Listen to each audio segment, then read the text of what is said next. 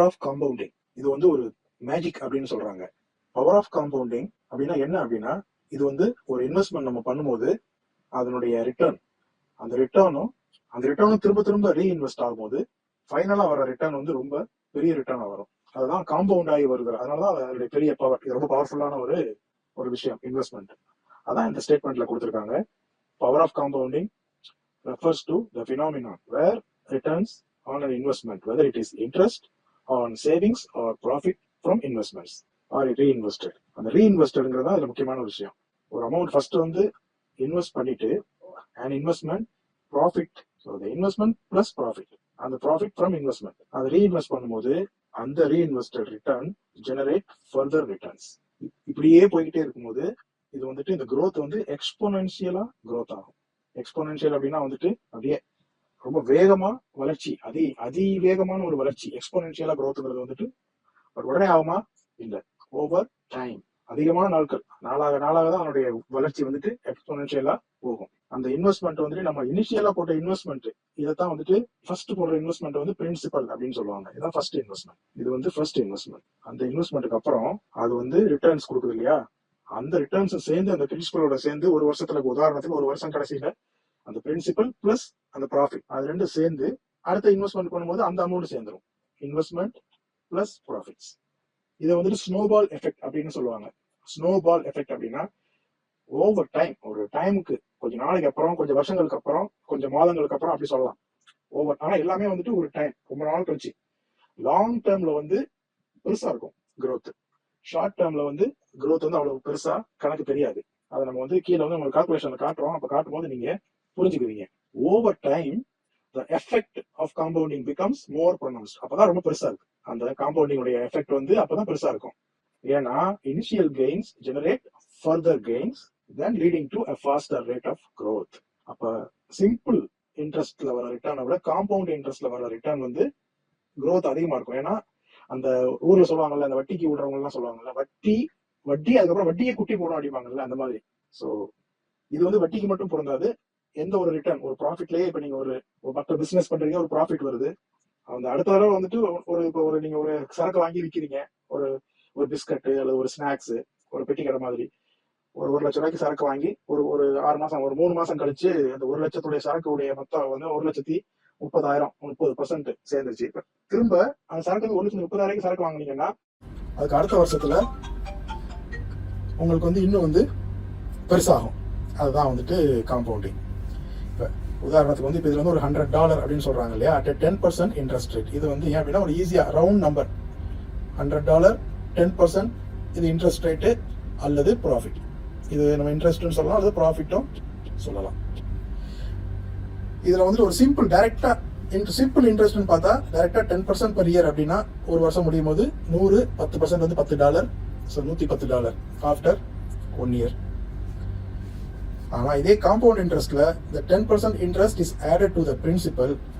அப்ப செகண்ட் இயர்ல பிரின்சிபல் வந்துட்டு எவ்வளவு ஆகும்னா 110 ஆயிடும். 110க்கு ரிசல்ட் வந்துட்டு 11 ஆயிடும். ஆனா சிம்பிள் இன்ட்ரெஸ்ட்ல வருஷம் $100க்கு $10 தான் கிடைக்கும். எத்தனை வருஷம் ஆனாலும் கடைசி வரைக்கும் வந்துட்டு உங்களுக்கு 10 வருஷம் கழிச்சு ஒரு $100 இருக்கு அப்படின்னா ஒரு $100 இது வந்து ஒரு $10 கொடுக்குது. இது வந்து இயர் 1ல, ஃபர்ஸ்ட் இயர்ல. இயர் 2லயுமே வந்துட்டு அது $10 தான் கொடுக்கும். இயர் 3லயுமே $10 தான் கொடுக்கும். ஏன் அப்படின்னா இதை வந்து நம்ம வந்து இதை சேர்த்து 100 + 10, இந்த 110 வந்து நம்ம வந்து 110 வந்து இன்வெஸ்ட் பண்றது இல்ல, சிம்பிள்ல. இது வந்து simple calculation, simple interest calculation. இதே வந்து $100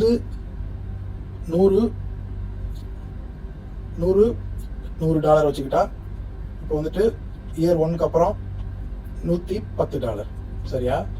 அட் 10% ரிட்டர்ன் வச்சுக்கிறோமே. இப்போ அடுத்து 110 இங்கே வந்துடும் செகண்ட் இயர்ல, இயர் 2ல. அப்ப 110க்கு 10% அப்படின்னா அதே சேம் 10% அப்படின்னா $11 கிடைக்கும்.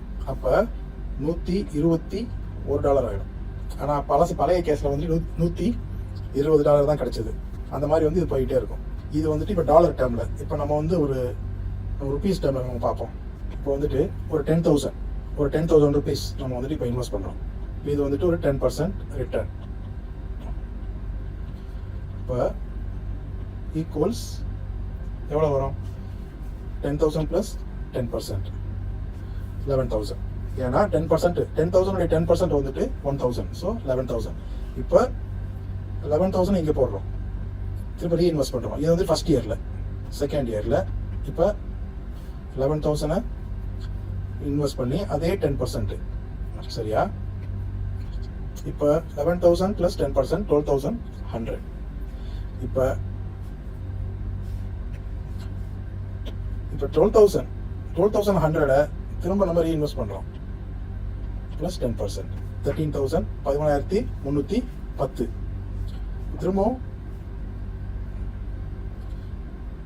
13,310 ப்ளஸ் 10%, 14,641. இது வந்து இது முதல் வருஷம், இது 2வது வருஷம், இது 3வது வருஷம், இது 4வது வருஷம், இப்போ 5வது வருஷம். 14,641 ப்ளஸ் 10%, 16,105. அப்போ 10,000 நீங்கள் ஃபர்ஸ்ட் முதல் வருஷத்துல நீங்க 10,000 நீங்க இது பண்றீங்க. அது சிம்பிள் இன்ட்ரெஸ்ட்ல கணக்கு பாத்தீங்கன்னா 10 பாத்தீங்கன்னா 10,000 வந்துட்டு வருஷம் 1,000 தான் கொடுக்கும், 5,000 கொடுத்துருக்கும் 5 வருஷத்துல தனித்தனியா பார்த்தா. ஆனா காம்பவுண்ட் பண்ணும்போது அந்த வர்ற பணத்தை திரும்ப வந்து இதுல போட்டு 12,100 இங்க வரும்போது இந்த மாதிரி பண்ணும்போது உங்களுக்கு எக்ஸ்ட்ரா ஒரு 1,105 ரூபா எக்ஸ்ட்ரா கிடைக்குது. ஆக்சுவலா வந்துட்டு சிம்பிள்ல பாத்தீங்கன்னா 5,000 ரூபா தான் கிடைக்கும், சரியா? இதே மாதிரி நீங்க வந்துட்டு இதை வந்து கால்குலேட் பண்ணிட்டே இருக்கலாம். உதாரணத்துக்கு வந்து ஒரு 10 வருஷம் வரைக்கும் கணக்கு பார்ப்போம், சரியா? 16,105 ப்ளஸ் 10% எவ்வளவு? 17,716. 17,716 ப்ளஸ் 10%, 19,488. 19,488 ப்ளஸ் 10%, 21,437. 21,437 ப்ளஸ் 10%, 23,580. இப்போ 6வது வருஷம் இது 7வது வருஷம், இது 8வது வருஷம், இது 9வது வருஷம். இப்போ 10வது வருஷத்துல 23,580.7 ப்ளஸ் 10%, 25,938 ரூபா.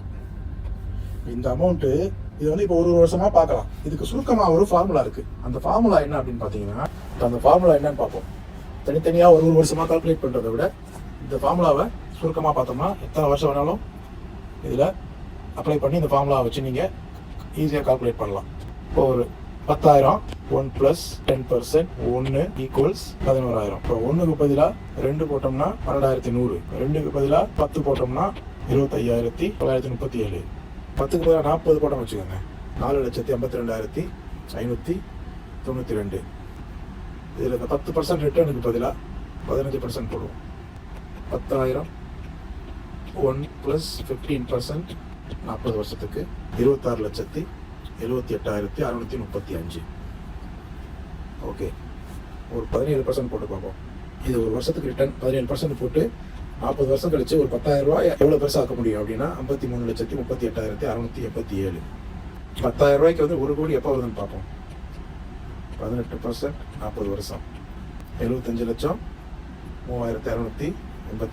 10,000 19% 40 வருஷம் 1 கோடியே 5,16,675.